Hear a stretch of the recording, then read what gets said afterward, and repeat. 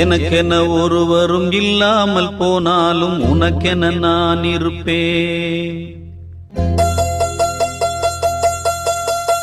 எனக்கென ஒருவரும் இல்லாமல் போனாலும் உனக்கென நான் இருப்பேன்.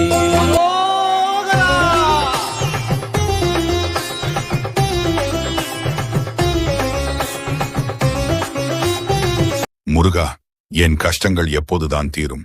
எனக்கு ஒரு விடிவு காலம் பிறக்காதா என்று என் சன்னதியில் நீ உருகி நின்றாயே, அதற்கான பதிலை உன்னிடம் சொல்லவே இந்த வீடியோ மூலம் உன்னை தேடி வந்திருக்கிறேன்.